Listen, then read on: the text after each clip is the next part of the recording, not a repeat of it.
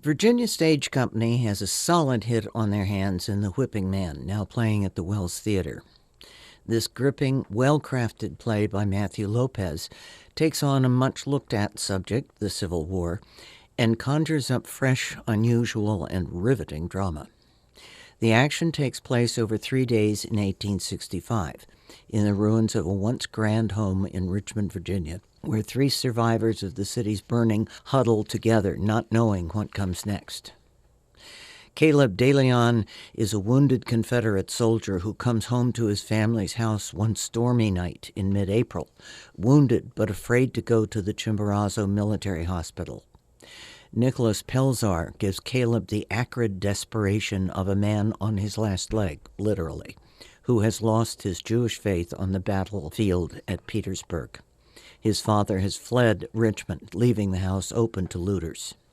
Only Simon remains, the slave raised as a faithful Jew by the family. He waits for his former owner to return and bring back his wife and daughter. Luminously played by Juilliard graduate L. Peter Callender, Simon is the heart of the house. Wise, pragmatic, and cautious, yet still with a capacity for joy in spite of everything.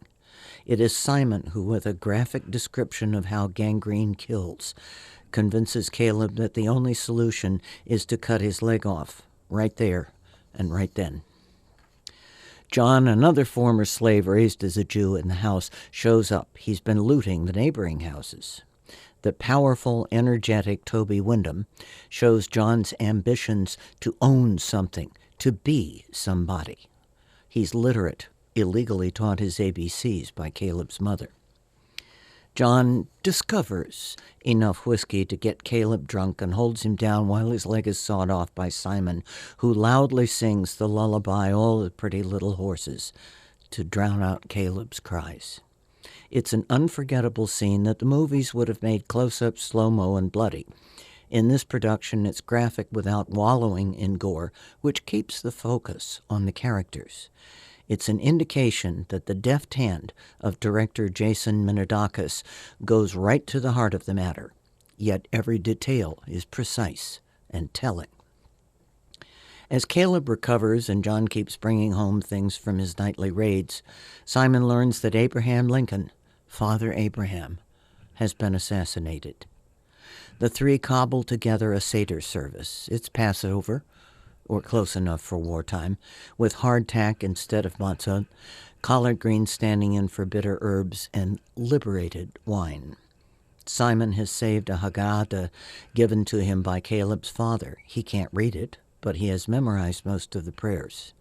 During the course of the Seder, searing truths are revealed, truths that they had kept hidden from themselves and each other. And not only truths, but how different the meanings of those truths are to each of them. Who was the whipping man of the title? When owners couldn't bring themselves to punish recalcitrant slaves, they brought them to the whipping man, to his small room splashed with blood and his terrifying collection of bullwhips. It's never seen, but the reality is no less real.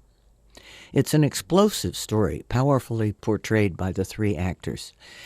Every detail is subtly reinforced. Kat Conley's set is brilliant. Broken panes of glass in the grand windows and sidelights of the door, the smashed balusters of the ruined staircase, floating clouds of ruined plaster suggesting a ceiling. Even the stage apron looks like the stub ends of wood flooring.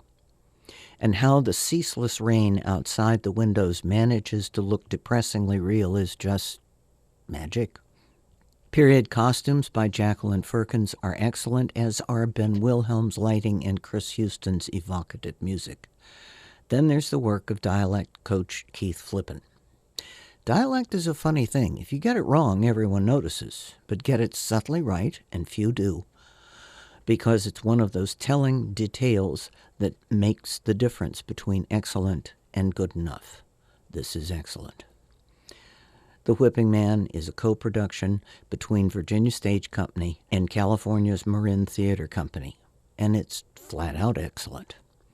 From the other side of the Footlights, I'm M.D. Ridge.